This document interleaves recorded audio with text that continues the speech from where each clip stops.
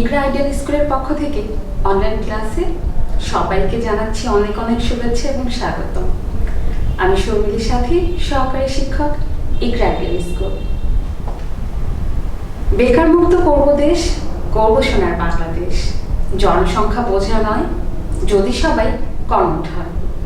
হ্যাঁ শিক্ষার্থী বন্ধুরা, আজকে আমি তোমাদের সাথে যে বিষয়ে আলোচনা করব সেটা হচ্ছে বাংলাদেশ বা যে কোনো দেশকে বেকার মুক্ত কিভাবে করা যায়, কিভাবে একটা দেশকে উন্নত করা যায়।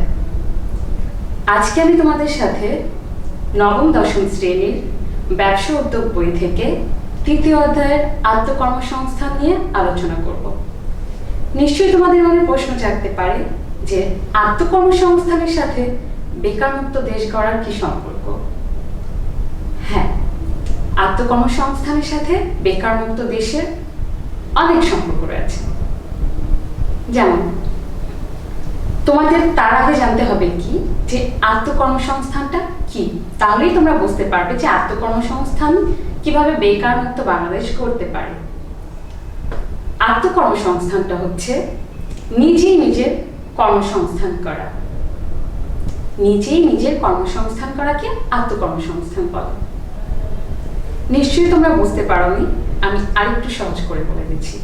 যখন তুমি তোমার নিজের মেধাকে কাজে লাগিয়ে, নিজের শ্রমশক্তি কাজে লাগিয়ে, নিজের কিছু অর্থ কাজে লাগিয়ে, নিজের বিবেচনার মাধ্যমে, নিজের সব কিছু নিজের মাধ্যমে, মানে তুমি নিজে সম্পূর্ণটাই তুমি নিজে, তোমার বুদ্ধি, তোমার দক্ষতা, তোমার শ্রম সবকিছু কাজে লাগিয়ে যখন তুমি কোনো নিজের কাজের ব্যবস্থা করবে, তার সাথে অন্যেরও কাজের ব্যবস্থা করবে, অন্য কারো কাজের ব্যবস্থা না হোক কিন্তু তুমি তোমার নিজের কাজের ব্যবস্থা করতে পারছো যখন, সেটা হচ্ছে কি আত্মকর্মসংস্থান। যখন তুমি নিজেই নিজের কাজের ব্যবস্থা করছো, কর্মসংস্থানের ব্যবস্থা করছো, সেটাই হচ্ছে কি আত্মকর্মসংস্থান। বাংলাদেশে আত্মকর্মসংস্থানের প্রধান উৎস হচ্ছে দুটি, একটা হচ্ছে সরকারি আর একটা হচ্ছে বেসরকারি। আমাদের দেশে যত শিক্ষিত জনগণ আছে, মানে শিক্ষিত যারা আছে, তাদের একটাই লক্ষ্য থাকে যে সরকারি প্রতিষ্ঠানে চাকরি। কিন্তু আমাদের দেশে সব শিক্ষিত জনগণ কি সরকারি চাকরি পায় না। এর জন্য তারা কি করে, যে হতাশায় থাকে যে সরকারি চাকরি না পেলে বুঝি লাইফটাই সেটেল করতে পারবো না, জীবনটাই শেষ, আমার পড়ালেখা সব বৃথা। এরকমটাই কিন্তু আমাদের দেশে সকল শিক্ষার্থীরা ভেবে থাকে। তাদের পড়াশোনা শেষ করার পর তাদের একটাই লক্ষ্য থাকে যে সরকারি চাকরি। দেখা যায় সরকারি চাকরির পেছন ঘুরতে ঘুরতে, সময় ব্যয় করতে করতে এদিক দিয়ে আমাদের জীবনের কিছুই করা হলো না, আমরা বেকারই রয়ে গেলাম।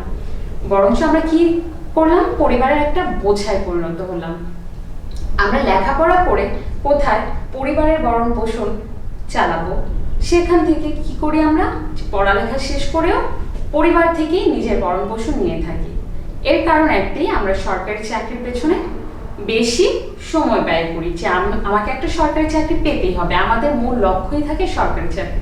যখন আমরা সরকারি চাকরি না পাই তখন আমাদের কি হয়, যে বেসরকারি চাকরি, যে আমি সরকারি চাকরি পাইনি, এখন আমাকে কি করতে হবে, যে একটা বেসরকারি চাকরি জোগাড় করতেই হবে। সেখানে দেখা যায় কোনো না কোনো কারণে যদি বেসরকারি চাকরিও না হয়, তখন কি হয়, আমাদের লাইফটার সম্পূর্ণ সময়টা এমনিতেই চলে যায়। তাহলে আমরা কেন সরকারি বা বেসরকারি চাকরির পেছনে ঘুরে সময় নষ্ট করব?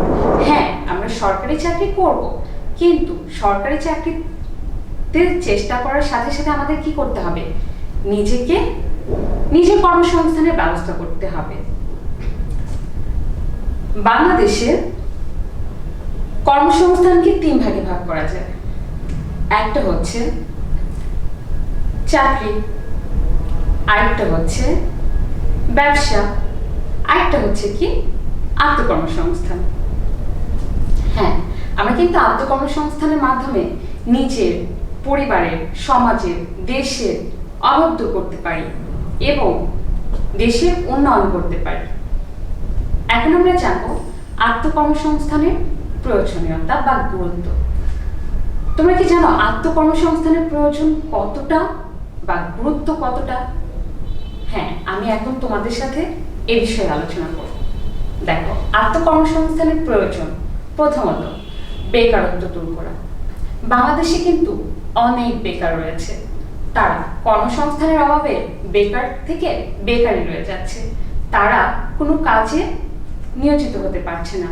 এর ফলে আমাদের দেশ কিন্তু দারিদ্র হয়ে যাচ্ছে, কারণ একটা দেশে বেকারের সংখ্যা যত বাড়বে দেশটা তত বেশি অনুন্নত হতে থাকবে। আর দেশে যত কর্মসংস্থান বৃদ্ধি পাবে, কাজে নিয়োজিত লোক বেশি থাকবে, ততই কিন্তু দেশটা উন্নত হবে। এখন বেকারত্ব দূর করার জন্য আমাদের কিন্তু কর্মসংস্থান অনেক বেশি গুরুত্বপূর্ণ। তারপর দারিদ্র মোচন। যখন তুমি নিজে একটা কর্মসংস্থান করতে পারবে, তখন কিন্তু তোমার কোনো দারিদ্রতা থাকবে না, তোমার পরিবারের দারিদ্রতা থাকবে না।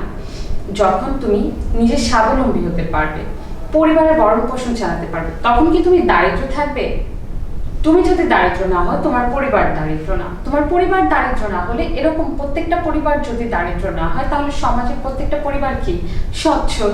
আর সমাজের প্রত্যেকটা পরিবার যদি সচ্ছল থাকে, তাহলে দেশ সচ্ছল, দেশ দারিদ্র মুক্ত হবে। তাহলে দেখো তো, তুমি তোমার অভাব দূর করার মাধ্যমে, তোমার পরিবারের অভাব দূর করার মাধ্যমে সমাজের অভাব দূর করছো, সমাজের সাথে সাথে দেশের অভাব দূর করছো, তাই না?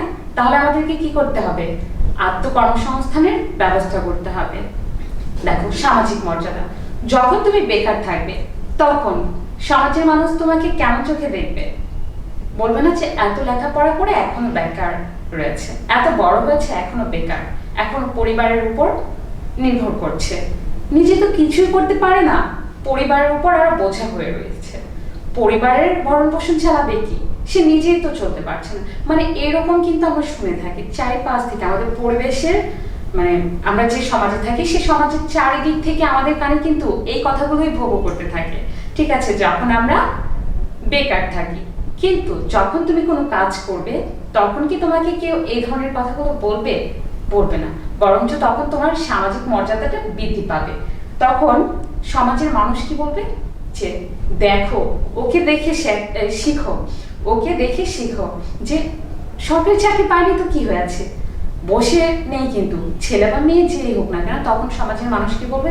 যে ওই ছেলেকে দেখে শিখো, ওই মেয়েকে দেখে শিখো, ও সরকারি চাকরি করেনি, সরকারি চাকরি পায়নি তো কি হয়েছে, ও কিন্তু বসে নেই, ও কিন্তু নিজের আত্মকর্মসংস্থানের ব্যবস্থা করেছে, সেই সাথে ওর পরিবারের অভাব দূর করেছে, নিজের অভাবের সাথে সাথে তার পরিবারের অভাব দূর করেছে, তার কাছ থেকে অনেক কিছু শেখার আছে।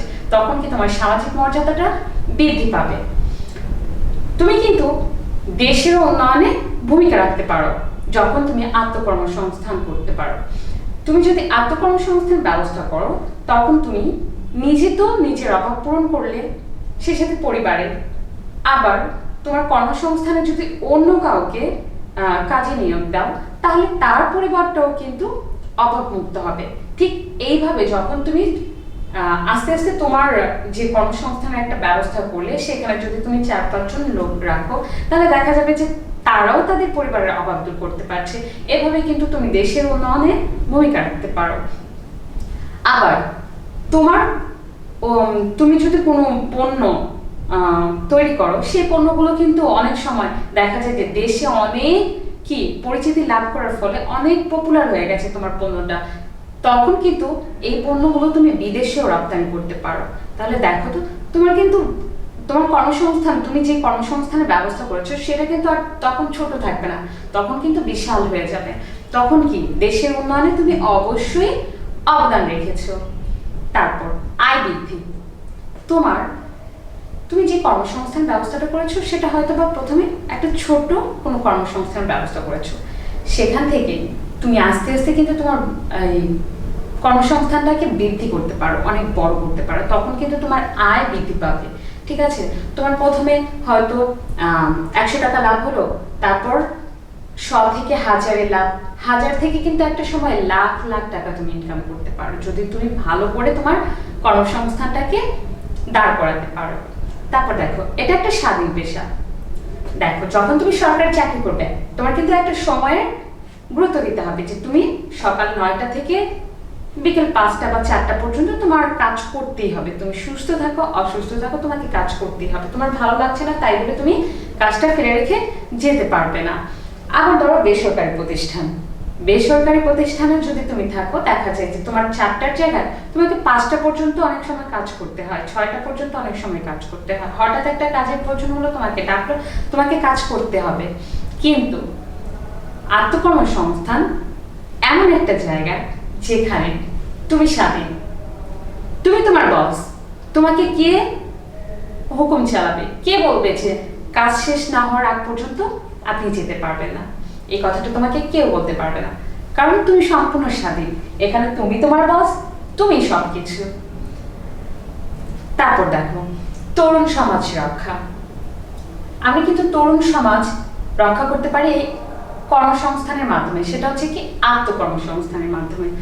দেখো তুমি তোমার নিজের অভাব দূর করার জন্য একটা কর্মসংস্থান ব্যবস্থা করলে, সেখানে তোমার এটা অনেক পপুলার হওয়াতে, তুমি যে কাজটা করছো সেটা কি সমাজে অনেক পপুলার হওয়ার কারণে দেখা গেল যে তোমার চাহিদা বেড়ে গেল, তোমার পণ্যটার চাহিদা বেড়ে গেল। তুমি যে পণ্যটা তৈরি করছো সেটার চাহিদা বেড়ে যাওয়ার ফলে তুমি একা কাজটা শেষ করতে পারছো না, তোমার আরো বেশি পণ্য তৈরি করতে হচ্ছে। সেক্ষেত্রে তোমাকে কি করতে হবে, যে তোমার এলাকার আরো যে 4-5 জন বেকার যুবক আছে তাদেরকে তুমি নিয়োগ দিতে পারো তোমার কাছে। সেক্ষেত্রে তোমার সমাজের তরুণ কিন্তু, এই যে 5 জন তরুণ তুমি তোমার কাজের জন্য নিয়োগ দিলে, সেই 5 জন কি বেকার মুক্ত হলো না? তাহলে দেখা যায় অনেক সময় বেকারত্বের কারণে আমাদের দেশের তরুণ সমাজরা কি করে, যে বিভিন্ন ধরনের খারাপ কাজে নিয়োজিত হয়ে যায়। দেখা যায় তারা চুরি, ছিনতাই, ডাকাতি বা নেশাগ্রস্ত হওয়া এরকম হয়ে যায়, যে হতাশার কারণে।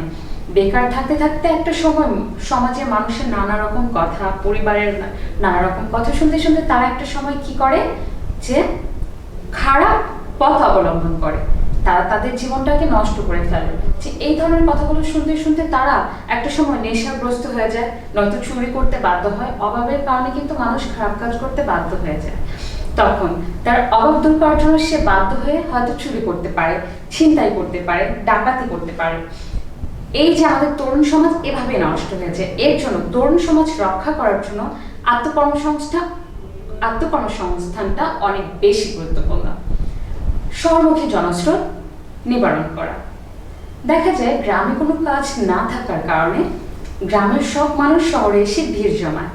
কারণ কি, যে শহরে মনে হয় অনেক রকমের কাজ আছে, যেহেতু বিভিন্ন শিল্প প্রতিষ্ঠানগুলো, কলকারখানাগুলো শহরে গড়ে ওঠে। এর জন্য কি গ্রামের মানুষগুলো শহরের দিকে কি করে, আগমন করে, শহরে এসে বসবাস করে, যে আমরা যদি শহরে থাকি তাহলে সেখানে কাজ করে আমাদের অভাব দূর করতে পারবো।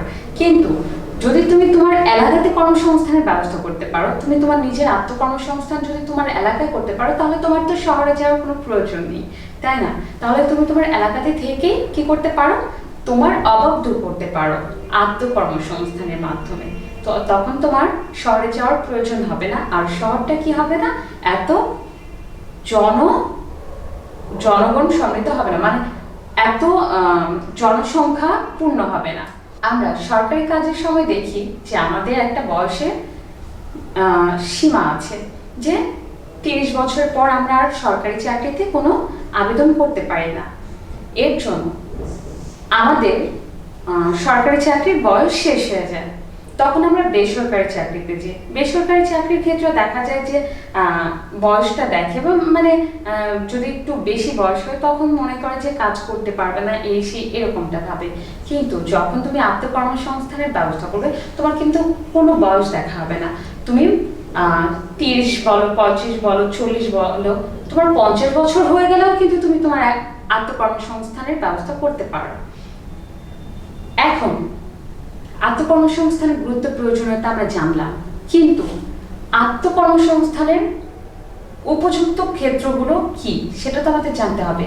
যে এতক্ষণ যাবত যে আমি বললাম যে আত্মকর্মসংস্থান করে বেকারত্ব দূর করা যায়, দারিদ্র্য মোচন করা যায়, স্বাবলম্বী হওয়া যায়, সামাজিক মর্যাদা বৃদ্ধি করা যায়, দেশের উন্নয়নে অবদান রাখা যায়, এটা একটা স্বাধীন পেশা, তারপর তরুণ সমাজ রক্ষা করা যায়, আবার শহরমুখী জনস্রোত নিবারণ করা যায়, বয়সেরও কোনো দরাবাধা নিয়ম নেই। তাহলে এত কিছু যখন আত্মকর্মসংস্থানের মাধ্যমে আমরা করতে পারি, কিন্তু এই আত্মকর্মসংস্থানের ক্ষেত্রগুলো কি, উপযুক্ত ক্ষেত্রগুলো তো আমাদের জানতে হবে, তাই না? যে আমরা যদি নাই জানি যে আমি আত্মকর্মসংস্থানের ব্যবস্থা কিভাবে করব, কিভাবে আমি আমার কর্মসংস্থানের ব্যবস্থা করব, সেটা তো আমাদেরকে জানতে হবে, তাই না? অবশ্যই আত্মকর্মসংস্থানের উপযুক্ত ও লাভজনক কতগুলো ক্ষেত্র আছে। তোমাদের নিশ্চয়ই মাথায় এখন অনেকগুলো নাম কি ঘুরপাক খাচ্ছে, তাই না? আচ্ছা, আমি বলছি, তোমরা মিলিয়ে নাও। দেখো, হস্তচালিত তাঁত। আমাদের দেশে কিন্তু তাঁতের শাড়ি অনেক জনপ্রিয়, তাই না? এখন কিন্তু আমাদের দেশে তাঁতের শাড়ি বিদেশেও রপ্তানি হয়। এই হস্তচালিত তাঁত, এটা কিন্তু খুব ভালো, খুব একটা লাভজনক কাজ। এই আত্মকর্মসংস্থানের মাধ্যমে কিন্তু তুমি অনেক লাভবান হতে পারো। তারপর মাদুর বা ম্যাট তৈরি, যে আমরা নিচে বসার জন্য মাদুর ব্যবহার করি, বা ঘরের সৌন্দর্য বৃদ্ধি করার জন্য ম্যাট, যে মাদুর বা ম্যাটগুলো আছে সেগুলো ব্যবহার করি, এটা কিন্তু একটা লাভজনক ক্ষেত্র। তারপর টেলারিং, তুমি জামা কাপড় বানাতে পারো। এখন তুমি একটা সেলাই মেশিন নিয়ে বসতে পারো। তুমি প্রথমে তোমার নিজের জামা কাপড় তৈরি করলে, নিজের জামা কাপড় তৈরি করার পর দেখবে যে তোমার যে তুমি যেখান থেকে জামা কাপড় আগে বানাতা, সেখানে কিন্তু তোমার এটার বিনিময়ে পারিশ্রমিক দিতে হতো, মজুরি দিতে হতো। এখন তোমার নিজের জামা কাপড় বানানোর জন্য অন্যকে কোনো টাকা দিতে হচ্ছে না। তারপর তুমি পরিবারের মানুষের জামা কাপড় বানালে, দেখো একদিকে তুমি দক্ষ হচ্ছ, আরেক দিক দিয়ে কিন্তু তুমি লাভবান হচ্ছ। তুমি তোমার পরিবারের সবার জামা কাপড় বানালে, তাহলে কি পরিবারের মানুষের যে জামা কাপড় বানাতে হতো সেই টাকাটা বেঁচে গেল। এরপর যখন তুমি কিন্তু দক্ষ এখন, কারণ তুমি তোমার নিজের জামা কাপড় সুন্দর করে বানাচ্ছ, পরিবারের সবারটা বানাচ্ছ, এখন তুমি কি করতে পারো, তোমার বাড়ির আশেপাশে সবার যারা তোমার পরিচিত তাদেরকে তুমি বলতে পারো যে তুমি এরকম সুন্দর জামা বানাতে পারো। যখন তুমি সুন্দর একটা জামা নিজে সেলাই করে পরে বাইরে বের হলা, সবাই কিন্তু জিজ্ঞেস করবে যে কার কাছে বানিয়েছো। তখন কিন্তু তুমি বড় মুখ করে বলতে পারো যে আমি নিজেই তো পারি। এভাবে কিন্তু পরিচিতি লাভ করছো তুমি। তখন তোমার বাড়ির আশেপাশে সবাই তোমার কাছ থেকে জামা কাপড় বানাবে। এভাবে কিন্তু দেখা যায় যে যখন এলাকার সবাই তোমার কাছ থেকে জামা কাপড় বানাচ্ছে, তুমি কিন্তু একা তৈরি করতে পারছো না, তখন তুমি আরো এলাকার কয়েকজনকে নিয়ে তোমার একটা দোকান বা বাড়ির মধ্যে একটা ঘরে তুমি তৈরি করলে, তখন কিন্তু তোমার এর জন্য কিন্তু তোমার অনেক টাকা পয়সারও দরকার হচ্ছে না, ঠিক আছে? তুমি সীমিত অর্থের মাধ্যমে তোমার কর্মসংস্থানের ব্যবস্থা করতে পারছো। সেক্ষেত্রে আবার কি করতে পারছো, তুমি তোমার এলাকার আরো কয়েকজন বেকারকে তোমার এখানে কাজে নিয়োগ দিতে পারছো। তারপর দেখো, খেলনা তৈরি, বিভিন্ন বাচ্চাদের খেলনা হাতে তৈরি করা যায়, সেগুলো তৈরি করে তুমি তোমার নিজে অভাব দূর করতে পারো। তারপর আছে কি গবাদি পশু পালন, যেমন গরু, ছাগল, হাঁস, মুরগি, এগুলো লালন পালন করে কিন্তু আমরা অনেক লাভবান হতে পারি। ফটোস্ট্যাটের ব্যবসা, যেটা হচ্ছে তুমি কোনো একটা স্কুলের সামনে যদি একটা ফটোস্ট্যাটের দোকান দাও, দেখবে যে তোমার অনেক লাভ হচ্ছে, ঠিক আছে? কারণ প্রত্যেকদিন কিন্তু স্কুলের বাচ্চাদের অনেক কিছু মানে পড়াশোনার যে চাকরির জন্য যে অ্যাপ্লাই করা হয় বা ফটোস্ট্যাট করে অনেকেই লেখাপড়ার জন্য, তো দেখা যায় যে তুমি অনেক লাভবান হতে পারো। তারপর অটোরিকশা মেরামত, এখন কিন্তু গ্রামের প্রত্যেকটা রাস্তাতে অটোরিকশা যাতায়াত করে, ঠিক আছে? অটোরিকশা কিন্তু এখন ব্যাপক প্রচলিত একটা রিক্সা। তো দেখা যায় যে তুমি যদি অটোরিকশা মেরামত করতে পারো, এক্ষেত্রেও কিন্তু তুমি অনেক লাভবান হতে পারো। পোশাক তৈরি, তুমি কিন্তু বাচ্চাদের পোশাকও তৈরি করতে পারো, এটা একটা লাভজনক ক্ষেত্র। তারপর দেখা যায় যে আলুর চিপস, আমরা দোকানে দেখি যে একটা খুব ভালো প্যাকেটজাত আলুর চিপস বা কলার চিপস বিক্রি করে দোকানে। তা আমরা তো অত বড় একটা প্রতিষ্ঠান দাঁড় করতে পারবো না, যেহেতু আমি একা, ঠিক আছে? তুমি তোমার নিজের কর্মসংস্থানের ব্যবস্থা করবে, সেক্ষেত্রে তোমার তো বড় একটা প্রথমে একটা ফ্যাক্টরি দিতে পারো না। এর জন্য তুমি বাসায় কলার বা আলুর চিপস তৈরি করতে পারো। আমরা যখন বড় বাসে চড়ি, তখন আমরা কিন্তু দেখতে পাই যে বাসের মধ্যে কি করে যে হকার্সরা এই আলুর চিপস বিক্রি করছে, তারপর কলার চিপস বিক্রি করছে। ওগুলোর প্যাকেটগুলো কিন্তু অনেক কি বলে ব্যয়বহুল না। নর্মাল একটা প্যাকেটের মধ্যে যে বাড়িতেই বানিয়ে প্যাকেটজাত করে সেগুলো কি করা হয়, গাড়িতে বা বিভিন্ন হকার্সের মাধ্যমে কি বিক্রি করা হয়। এটাও কিন্তু একটা লাভজনক পেশা। তারপর আমরা যখন শহরে বা গ্রামের রাস্তায় চলাফেরা করি, যে দেখি যে গরমের সময় কি করা হয়, যে রাস্তার মধ্যে শরবত বিক্রি করা হয়, বিভিন্ন আইটেমের শরবত বিক্রি করা হয়। মানুষ কিন্তু খুব পছন্দ করে, গরমের মধ্যে যখন ক্লান্ত হয়ে যায় তখন কিন্তু সবাই শরবতটা খায়। এটাও একটা লাভজনক পেশা। তারপর হচ্ছে পিঠা তৈরি করা। যে আমি কিন্তু শীত গরম এক এক সিজনে মানে এক এক ঋতুতে কিন্তু এক এক রকমের পিঠা দেখি যে রাস্তায় বিক্রি করা হয়। এটা একটা লাভজনক এবং উপযুক্ত ক্ষেত্র। ঠিক আছে, যে এরকম অনেক ক্ষেত্র আছে যে তুমি তোমার নিজের আত্মকর্মসংস্থানের জন্য উপযুক্ত এবং লাভজনক যে কোনো একটা ক্ষেত্র বাছাই করে নিতে পারো। যেমন নৌকা তৈরি, গ্রামের রাস্তায় যাতায়াতের জন্য কিন্তু নৌকা প্রচলনটা এখনো রয়েছে। যেহেতু বাংলাদেশ একটা নদীমাতৃক দেশ, আমাদের দেশে কিন্তু নৌকার এখন প্রচলন রয়েছে, নৌকা দিয়ে যাতায়াত করা হয়। তো নৌকা তৈরি করা যায়, এটাও একটা লাভজনক পেশা, উপযুক্ত লাভজনক ক্ষেত্র।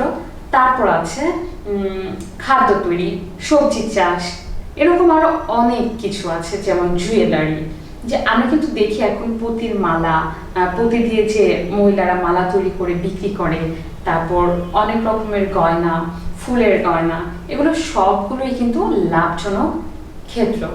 তা আমরা যে কোনো একটা ক্ষেত্র, যেমন ধরো যে তুমি যদি মাছ শুকানো, যে শুটকি বানানো, যেগুলো বলা হয় যে মাছ শুকিয়ে শুটকি বানানো, এরকম যে কোনো একটা ক্ষেত্র তুমি বাছাই করে নিতে পারো তোমার নিজের আত্মকর্মসংস্থানের জন্য। এক্ষেত্রে তুমি বেকার মুক্ত হলে এবং দেশকেও বেকার মুক্ত করতে পারলে। দেখো, আত্মকর্মসংস্থানের জন্য কিন্তু অনেক কিছু প্রয়োজন নেই। তুমি ভাবতে পারো যে আত্মকর্মসংস্থানের জন্য হয়তো অনেক কিছু প্রয়োজন আছে, কিছু প্রয়োজন নেই। শুধু তোমার দুটি কর্মঠ হাত লাগবে। কি লাগবে? দুটি কর্মঠ হাত। আমাদের তো দুইটা হাত আছে, আল্লাহ তাআলা আমাদের সবাইকে দুটি হাত দিয়েছে। তো আমাদের দুই হাতকে কাজে লাগাতে হবে। ঠিক আছে, আমাদের দুইটা হাত আছে, কিন্তু আমরা হাত গুটিয়ে বসে আছি, তাহলে কি আমরা কোনো কাজ করতে পারবো না। আমাদের দুইটা হাত দিয়ে কি করতে হবে? আমাদেরকে কাজ করতে হবে, আমাদের কর্মঠ হতে হবে। ঠিক আছে, তারপর হচ্ছে স্বল্প মূলধন। আমাদের স্বল্প মূলধন হলেই হবে, অনেক বেশি টাকার প্রয়োজন নেই। স্বল্প মূলধন হলে আমরা যে কোনো একটা কর্মসংস্থানের ব্যবস্থা করতে পারি। এরপর হচ্ছে প্রবল আত্মবিশ্বাস, যে আমার আত্মবিশ্বাসটা হচ্ছে কি সবচেয়ে বেশি ইম্পর্টেন্ট। ঠিক আছে, যে আমার আত্মবিশ্বাস লাগবে। যে কোনো কাজে তোমার সফলতা আসার জন্য আত্মবিশ্বাসটা কিন্তু খুবই গুরুত্বপূর্ণ, যে হ্যাঁ আমি পারবো, এই কাজটা আমাকে দ্বারা হবে, আর আমি সফল হবই, আমাকে সফল হতে হবে। এই কথাগুলো যদি তোমার মাথায় থাকে, যে তোমার আত্মবিশ্বাস থাকে, তাহলে তুমি অবশ্যই পারবে। ঠিক আছে শিক্ষার্থী বন্ধুরা, তোমরা সবাই ভালো থাকবে। আজকে এই পর্যন্তই। পরবর্তী ক্লাসে আবার অন্য টপিকস নিয়ে তোমাদের সামনে হাজির হব। আল্লাহ হাফেজ।